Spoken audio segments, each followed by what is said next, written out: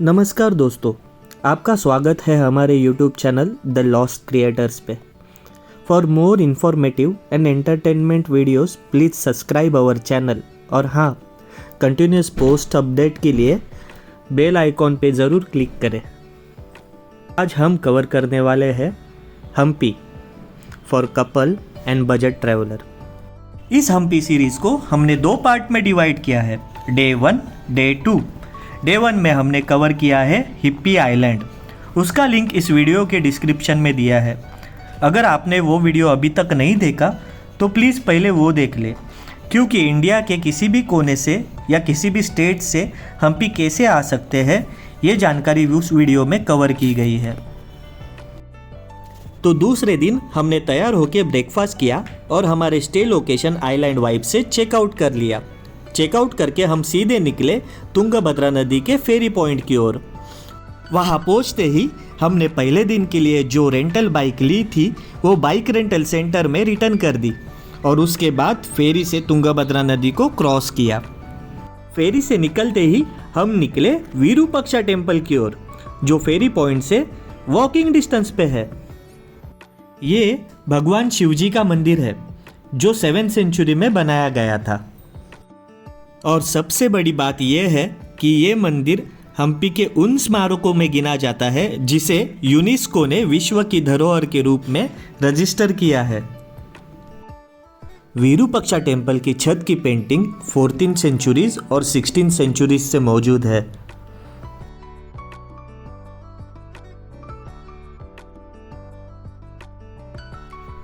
This is the only functional temple of Hampi this side, जहां आज भी नित्य पूजा अर्चना होती रहती है। इस मंदिर का परिसर बहुत ही भव्य, सुंदर और साफ है। विरूपाक्षा टेम्पल से निकलते ही इस एरिया में घूमने के लिए हमने ऑटो की। ऑटो वाले अंकल का नंबर डिस्क्रिप्शन में दिया है। हमें आज ही घर निकलना था और हॉस्पेट जाने के लिए हमें शाम को विरूपाक्षा टेम्पल के सामने से बस पकड़नी थी, इसलिए हमने शुरुआत विट्ठल टेम्पल से की ताकि शाम को हम यहाँ पर वक्त से पहुँच सके। The market code horse market, घोड़ा के लिए मार्केट था सर पहले। हाँ, यहाँ पर जो नाइजीरियन, मंगोलियन, अरब कंट्री से घोड़ा लेके आके अंदर बेचने के लिए जाता था सर। ओके। 4th मार्केट, हमारे पास 4 मार्केट है पहले से, पुराना से। पहले मार्केट आके गोल्ड्स डायमंड्स मार्केट है, वो विरूपाक्षा मंदिर का आगे है। सेकंड मार्केट स्पाइस मार्केट है, वो कृष्णा मंदिर का आगे है। 3rd मार्केट पान सुपारी मार्केट है। 4th मार्केट हॉर्स मार्केट है, घोड़ा के लिए। जो नाइजीरियन, मंगोलियन लोग जो आते हैं सर घोड़ा लेके आके यहाँ पर टैक्सेस देना पड़ता है सर। ओके। इसको तलारी कट्टा गेट होती है। ये वीआईपी का एंट्रेंस गेट भी है। कोई लोग दूसरा राजधानी से आ गए तो भी यहाँ पर आके उसको वेलकम करके जाता था सर पहले। रिक्शा आपको गेट तक छोड़ देगी और वहाँ से आगे आपको अलग ट्रांसपोर्ट लेना पड़ेगा। वैसे डिस्टेंस इतना ज़्यादा नहीं है तो आप चल के भी जा सकते हैं। ये मंदिर लगभग 16th सेंचुरी में बनाया गया था और ये यूनेस्को वर्ल्ड हेरिटेज साइट्स में से एक है। यहाँ आपको विजयनगर साम्राज्य के वास्तुकारों की कुशल कारागिरी देखने मिलेगी। ऐसे माना जाता है कि राजा कृष्णदेव राय ने अनेक राम और विट्ठल मंदिर बनवाए थे। ये उन्हीं में से एक है। और आपने म्यूजिकल पिलर्स के बारे में तो सुना ही होगा।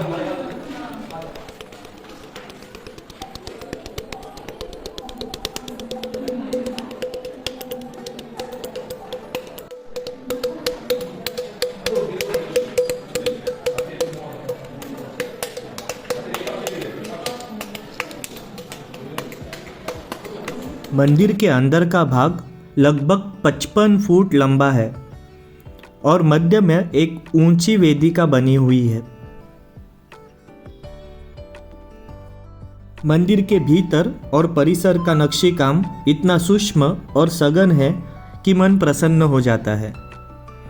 कुछ कथाओं के अनुसार यहाँ के राजा के विनती पर पंढरपुर के विट्ठल भगवान माउली कुछ समय यहाँ आकर रहे थे और वापस पंढरपुर चले गए थे। अगर आप पंढरपुर के विठू माउली के कथा के बारे में और जानना चाहते हो तो हमें कमेंट बॉक्स में ज़रूर बताइए। हम उसके ऊपर एक वीडियो बनाने की ज़रूर कोशिश करेंगे।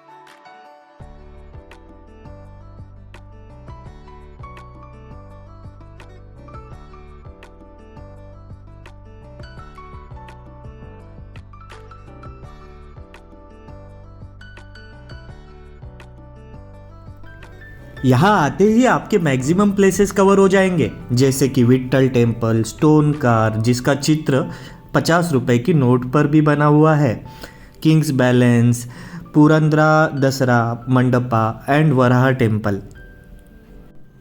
वहाँ से हम चले गए भीमास गेट। यह विजयनगर सैन्य के वास्तुकला का एक उत्कृष्ट उदाहरण है।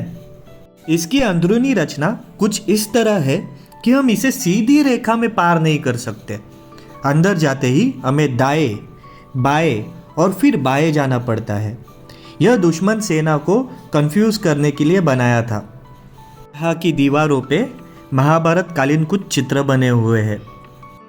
उसके बाद हम गए क्वींस बाथ। यह जगह भी काफ़ी सुंदर बनाई गई हुई है।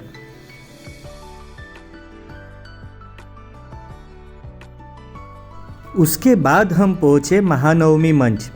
इसे great platform, audience hall, Dussehra या महानवमी डिब्बा यह भी कहा जाता है। यह कुल मिलाकर 19 एकड़ के घेरे में फैला हुआ है। राजा कृष्णदेव राय ने उदयगिरी पर विजय की स्मृति में इसका निर्माण किया था। राजा इस मंच का उपयोग सेना की मार्च पास्ट, युद्ध के खेल, जल क्रीड़ा, शाही जानवरों के शो, संगीत प्रदर्शन और नवरात्रि समारोह का राजकीय उत्सव देखने के लिए करते थे।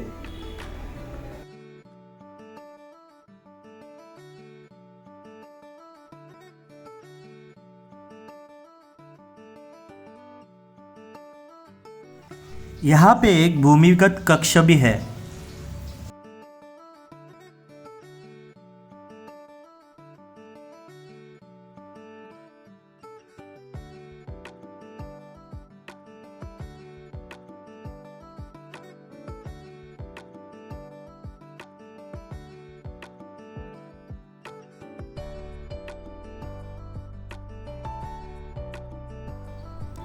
फिर हम पहुँचे लोटस महल, एलिफेंट स्टेबल और रंगा टेम्पल। इसी जगह आपको जनाना प्रांगण, कोषागार, जल महल, रानी महल का अधिष्ठान और वॉच टावर्स देखने को मिलेंगे।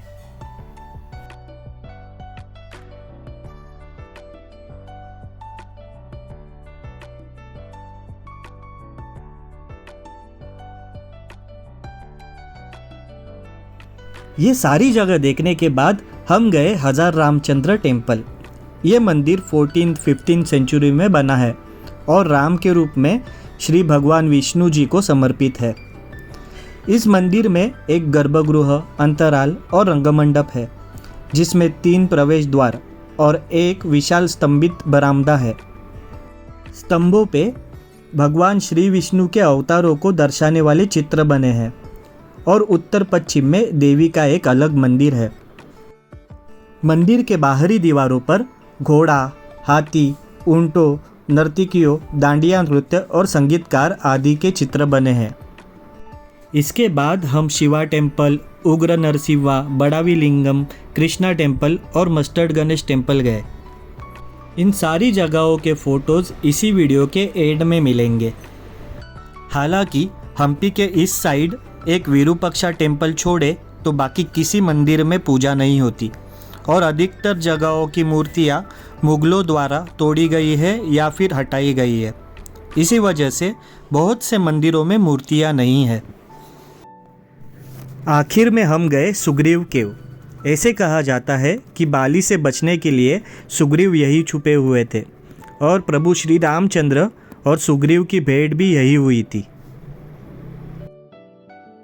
आप ऑटो वाले अंकल से ये जानकारी ज़रूर लें कि हॉस्पेट बस कब तक और कितने फ्रीक्वेंसी में आती है, ताकि आप हॉस्पेट और वहाँ से आपके घर समय पर सुरक्षित पहुँच सके। Happy journey. दोस्तों, ये वीडियोस बनाने के लिए हमें बहुत ज़्यादा मेहनत करनी पड़ती है ताकि हम हर एक छोटी से छोटी चीज़ आप तक पहुँचा सके। तो अगर आपको ये वीडियोस पसंद आई तो प्लीज़ चैनल को लाइक करें, सब्सक्राइब करें और हाँ, बेल आइकॉन पे क्लिक करना ना भूलें। Thank you.